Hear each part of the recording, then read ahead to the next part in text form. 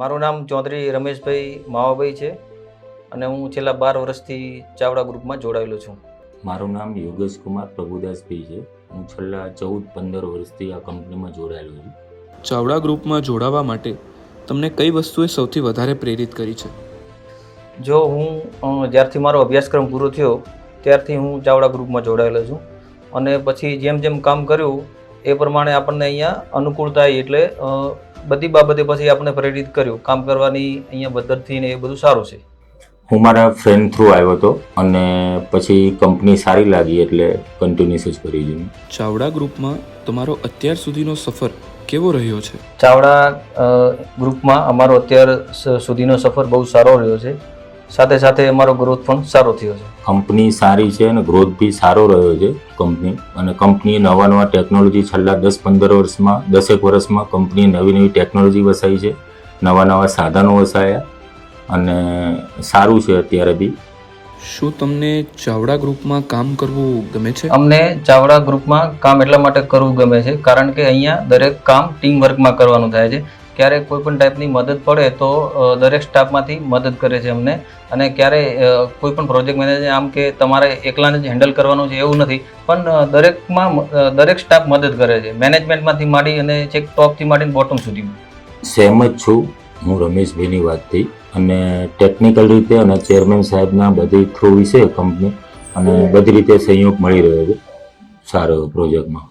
તમને તમારા કામની કઈ વસ્તુ સૌથી વધારે ગમે છે?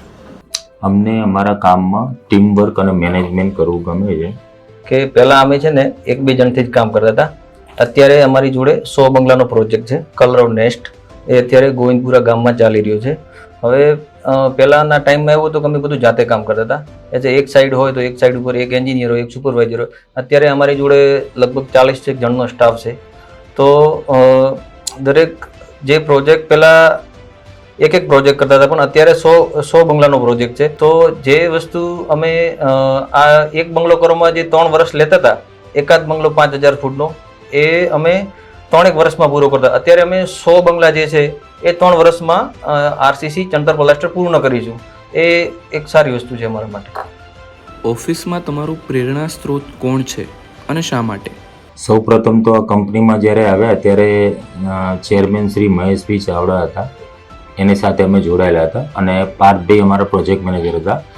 પાર્થભાઈ અમને કામ કરતાં શીખવાડ્યું કઈ રીતે કામ સ્પીડમાં કરવું, કઈ રીતે કામ પ્રોજેક્ટ સ્પીડમાં દોડાવો. એ પ્રમાણે પાર્થભાઈને જોઈ અને એની પ્રેરણા લઈ અને કામ સ્પીડમાં કરતા ગયા અને એની હાથ નીચેમાં કામ કરતા ગયા. હવે જ્યારે પ્રોજેક્ટમાં અમને કોઈ પણ ટાઈપની તકલીફ પડે ત્યારે અમારે સીઓ સાહેબ શ્રી પાર્થભાઈ અમને દરેક પ્રકારની હેલ્પ કરી અને એ પ્રોજેક્ટમાં મદદ કરીને અમને પૂર્ણ કરાવી દે છે. એટલે પાર્થભાઈ અમારા માટે પ્રેરણાદાયક સારા એવા રહ્યા છે. ચાવડા ગ્રુપના મેનેજમેન્ટના નેતૃત્વએ તમારા કાર્યને કેવી રીતે પ્રભાવિત કર્યું છે? અચ્છા, આપણી કંપની ચાવડા ગ્રુપ ક્વોલિટી અને સેફ્ટીમાં જે કામ કરાવે છે એ બહુ સારું છે અને અમે પણ એની પ્રેરણા લઈ અને એ ક્વોલિટી અને સેફ્ટીમાં પૂરતું ધ્યાન આપી અને એને કન્ટિન્યુઅસ કરીએ છીએ. જો ચાવડા ગ્રુપને તમારે એક શબ્દમાં સંબોધિત કરવું હોય તો તમે કઈ રીતે કરશો? સપોર્ટિવ. જોરદાર.